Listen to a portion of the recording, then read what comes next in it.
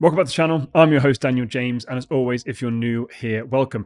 Today, I want to talk to you about 3 steps that you can take to rebuild confidence after a setback. We all have setbacks. It's an inevitable part of life, and we spoke about it a few times on kind of what to do when we're faced with a setback.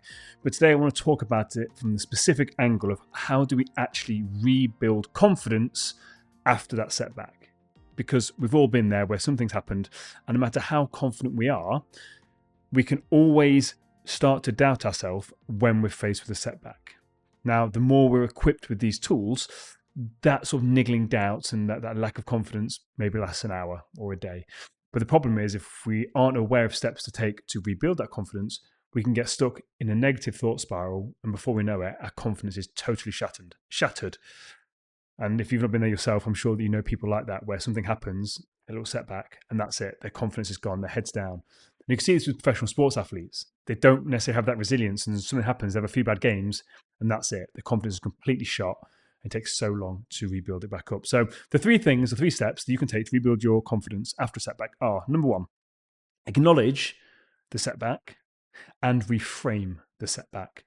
So we speak a lot on this channel about actually acknowledging issues, because we have to confront the reality of the situation. Because if we're not very honest with ourselves and we try and pretend that this hasn't been a setback and this hasn't been a problem, and we're just like, yeah, everything's fine, nothing changes, because we haven't actually acknowledged the fact that something has happened and we have hit a bit of a setback.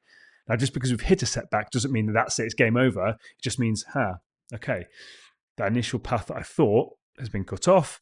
What can we do to go again and sort of keep moving towards that goal? And once we actually accept and acknowledge this setback, we can move through it and work past it. And then the second thing we can do after we've acknowledged it, still part of this first point, is actually then reframe. And all reframing is simply shifting our perspective. And when it comes to shifting our perspective, it's a very, very simple thing. So if I sort of get this here in front of you right now, and again, if you're on audio, my apologies for the next 10 seconds. If I say to you here, if you're watching the video, say, what's on this? So for those listening, I'm holding up a coaster. And if you're watching this, you say, there's nothing on it. I'm saying, yes, there is. And you'll say, no, there's not. It's blank. I'm like, no, it's not. It's got writing on it. You'll say, no, it's completely blank. And you're going to argue till the cows come home that it's blank. And I'm going to say, no, factually, there is something written on it. Now, if I flip it over the other side, we're both right. There is writing on the other side of this coaster, which you couldn't see. And also the other side was blank that I couldn't see. So it's all about shifting the perspective. And there's another way we can look at this as well that you may have seen on social media. So again, it's that 6 and that 9 analogy. So you've got 2 people stood over the number 6, but one person will see it as a 6. The other person at the end will see it as a 9. So it depends, what side are you on? What perspective do you have on that situation? Just like with the coaster, if you can change your perspective, you can come and see things from my perspective, from my point of view, you get a completely different vantage point. And same with this setback. This setback, from your current perspective, if it's knocked your confidence, you could see it as a failure. Yes, that's one way of looking at it. That's a 6. But can you go and stand on the other side of that and actually be like, okay, what potential positives could come out of this? What learning opportunities are there? Because there's 2 sides to every coin. When something negative happens, yes, absolutely. We're not trying to take away from the fact that something negative happened. We're not trying to take away from the fact it's been a setback. Absolutely, it's happened. But what we want to try and do is look at the other side of it. Okay, yes, this was a setback, but what can I actually learn from it? So that's point number 1. Point number 1 is, step number 1 rather, on how to rebuild confidence after a setback is acknowledge. Acknowledge the fact that yes, there's a setback. And the second thing is, can we then reframe that setback? Can we actually change the way that we look at it? The second step to rebuilding confidence is setting small daily steps. Just setting small daily steps, small daily tasks, they're going to slowly start to rebuild your confidence. Because if you are struggling with confidence, if this setback has completely obliterated and destroyed your confidence, you're going to feel very, very overwhelmed. So what we need to do is we need to start small. Now, this could be as simple as making your bed in the morning, because if we really have had our confidence knocked, we're going to be doubting ourselves big time, and we're probably going to want to stay in bed. So the first thing is, can we get out of bed? Can we make our bed? And can we, get outside for at least an hour? Those 3 things, they sound super, super small, and they are small, but in the grand scheme of things, the small things are the big things. So we've said before, the brick wall behind me.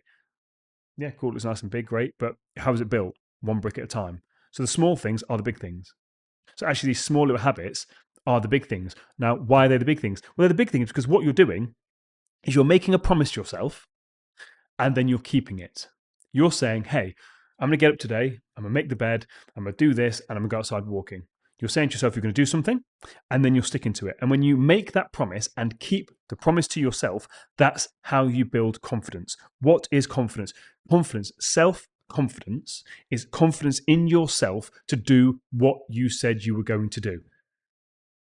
So if someone says, can you do that? Yeah, I've got that. You are confident in yourself to do that thing, that task, because you know, I've got it, I've backed myself. But if you've had a bit of a setback, you are then going to start doubting yourself. You're going to start to worry. You're going to lack that confidence. So we need to build it by just keeping the small promises. Because you build the small promises, that means, okay, now I can start to trust myself a bit more. You start to trust yourself a bit more, the confidence starts to stack. And by doing these small little steps as well, it helps you regain a bit of control. Because if you have been feeling out of control, if you've lost that confidence, and if, again, the setback was a pretty big setback, you can feel out of control. But what you're doing is you're controlling the controllables. What 3 actions I can take today to just take a step forward? And they're steps that don't rely on other people. So you're not saying, oh, this person's going to do that. It's not outcome based.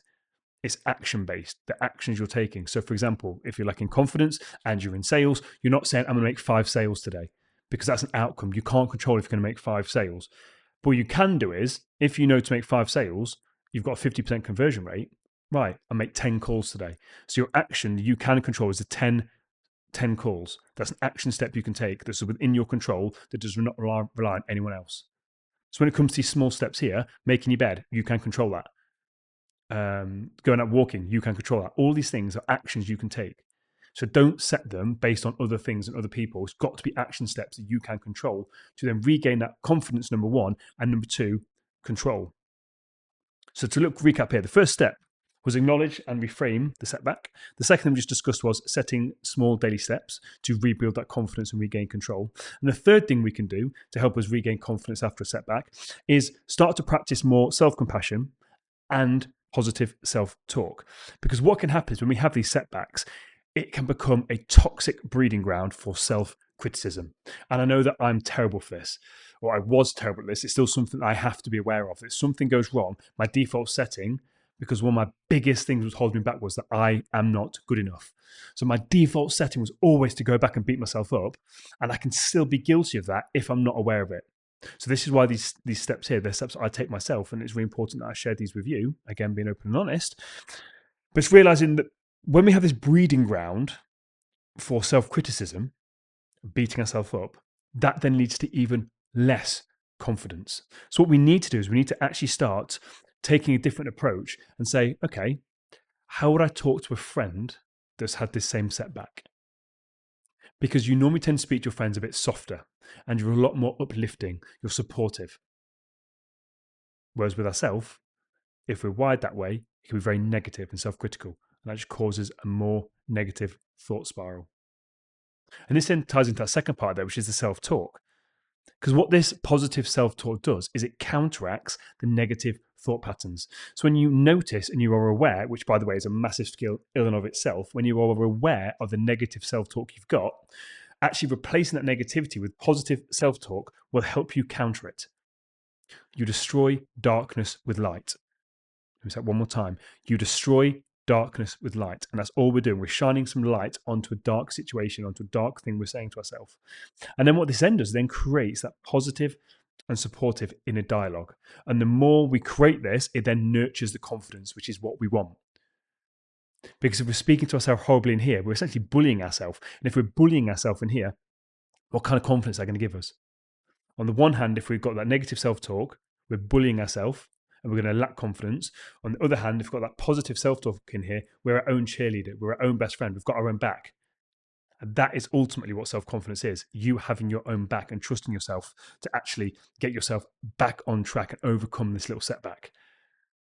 If you've liked this episode and if you've taken value from it, text somebody for me. Text somebody right now and say, hey, I've just listened to this episode. I think it'll really, really help you. What do you think? What do you think of the episode? Just share the love. Because the more that you share this, the more we're able to help people. We're on a mission to help as many people as possible get out of this mental prison that they put themselves in. So if you've enjoyed this, right now, don't waste any time. Load up your WhatsApp, load up your messages, and you say, hey, I think you'll really take some value out of this. Let me know what you think. I really appreciate it. Helps us get the message out there to help as many people as possible. Until next time, take it easy.